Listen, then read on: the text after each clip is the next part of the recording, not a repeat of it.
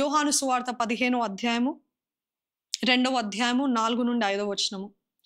నాలో ఫలింపని ప్రతి తీగను ఆయన తీసి పారవేయను, ఫలించు ప్రతి తీగ మరి ఎక్కువగా ఫలింపవలెనని దానిలోని పనికిరాని తీగలను తీసివేయను.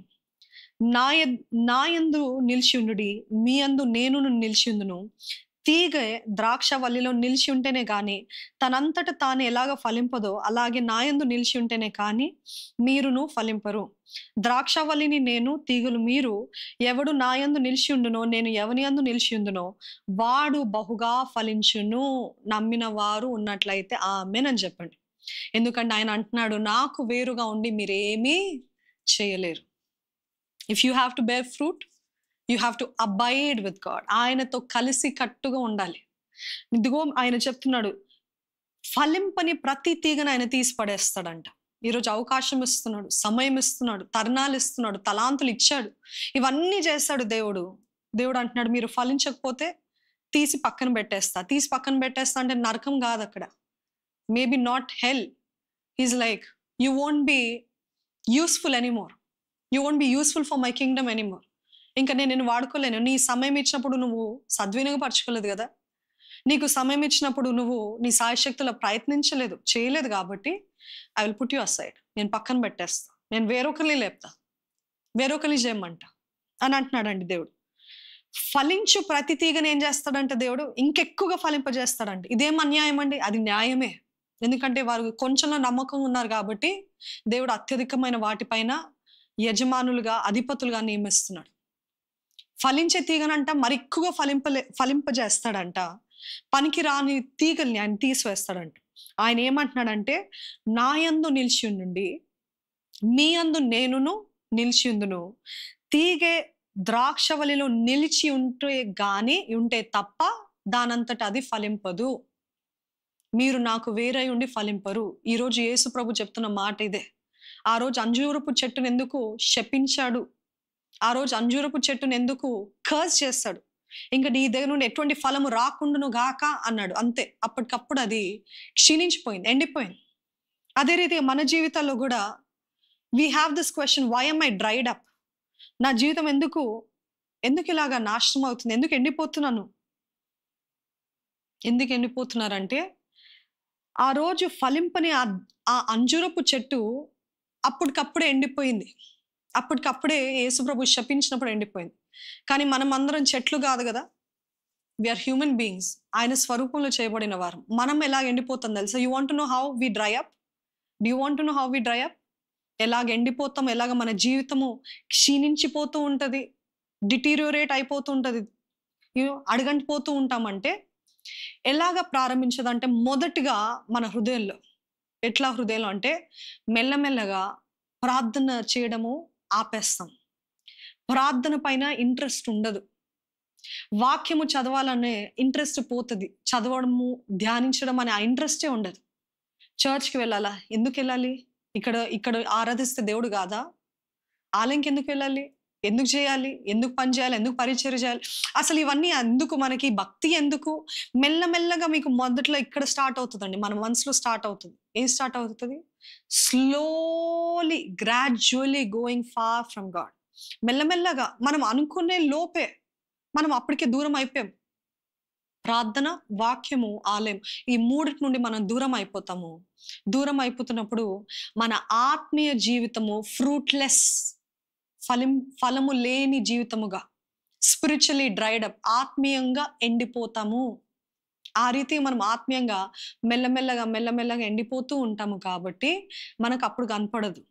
సడన్ గా ఒక రోజు చూస్తే, ఒకప్పుడు నేను ఎంత భక్తిపరుడుగా ఉండేదాన్ని, ఒకప్పుడు నేను ఎంత ఆశ, ఎంత సంతోషం, ఎంత ఆనందము, I was full of life, I was full of so much of interest for God. But where am I now? Everything is cursed in my life. నా జీవితం అంతా చీకటి అయిపోయింది, నా జీవితం అంతా శపితం అయిపోయింది, నా జీవితం అంతా నష్టము, నా జీవితం అంతా నాశనం అయిపోయింది. వేర్ ఇస్ ఇట్ అనే పరిస్థితుల్లో ఉన్నారేమో. But you didn't realize it started very long back.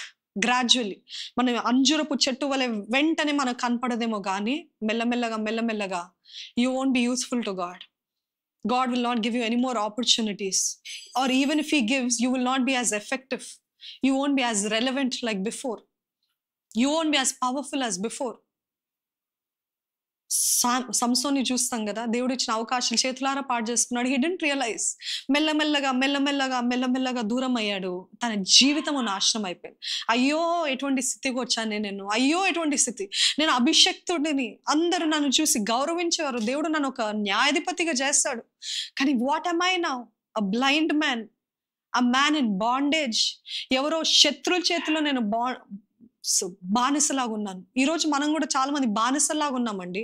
కనబడే శత్రువులు కాదు, కనపడని శత్రువుల చేతిలో బానిసలుగా ఉన్నాం. మనకు అర్థం కావట్లేదు. మన పిలుపుని మర్చిపోయాము, దేవుడిచ్చిన కృపని మర్చిపోయాము, దేవుడిచ్చిన అవకాశాలని వెలగొట్టుకున్నాము. ప్రార్థన, వాక్యము ఇవన్నిటి నుండి దూరం అయిపోయాము. కాబట్టి ఈరోజు మన జీవితం అయ్యో అయ్యో ఏమైపోయింది, బానిసలాగా ఉన్నాను అపవాది చేతిలో. అపవాది నన్ను ఎట్టు తోచితే అట్లా తిప్పేస్తున్నాడు నన్ను.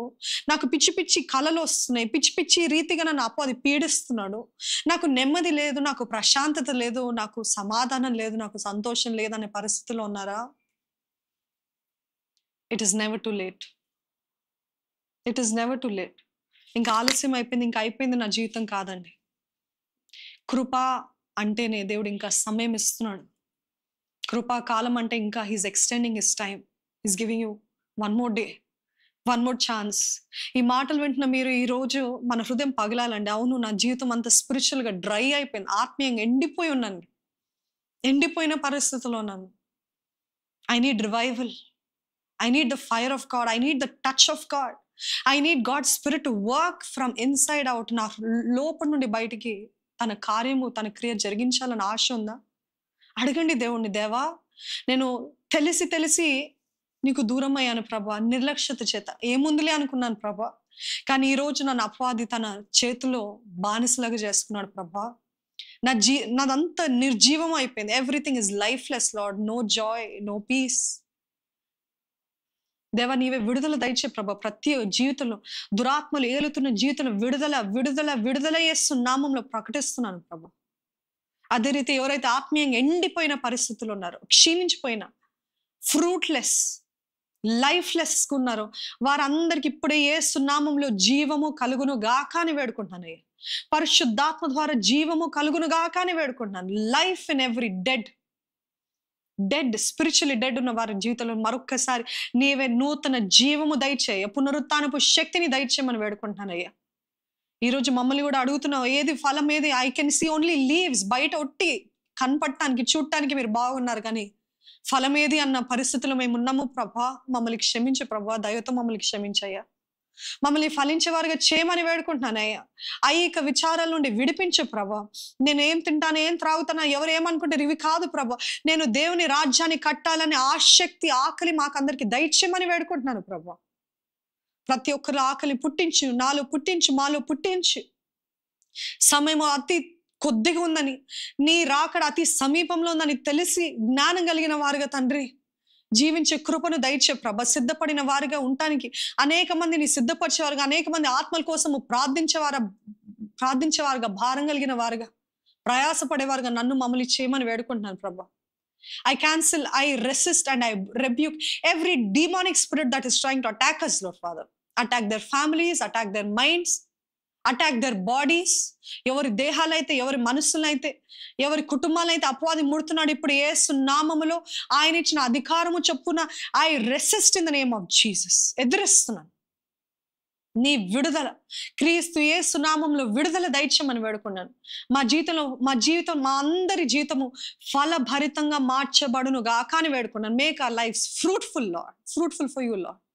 నీ కొరకు ఫలించాలి, నీ కొరకు అభివృద్ధి పొందాలి, నీ కొరకు మా సరిహద్దులు విశాలపరచబడాలి. మేము ఏది పట్టుకున్నా అది దీవించబడును గాక అని వేడుకుంటున్నాం ప్రభా. మా చేతుల ఆశీర్వాదము దయచి మా చేతి పనిని స్థిరపరచు ప్రభా.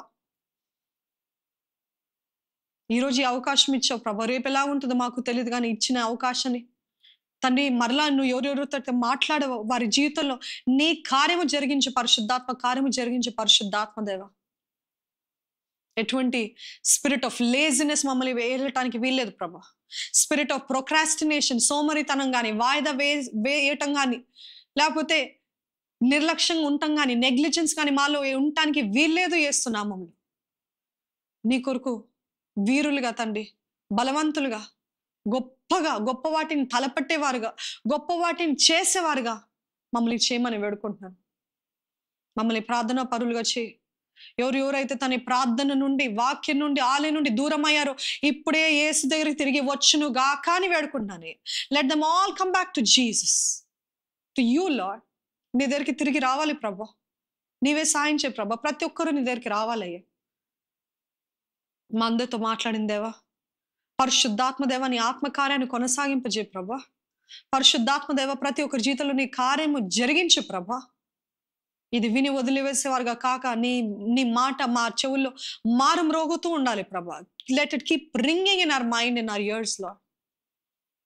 మా జీవితాలు మార్చబడాలి. మా జీవితాలు ఆశ్చర్యకరంగా, మా జీవితాలు ఫలభరితంగా నీవే మార్చమని ప్రభు యేసు నామములో అడిగి వేడుకుంటున్నాను తండ్రి. ఆమెన్.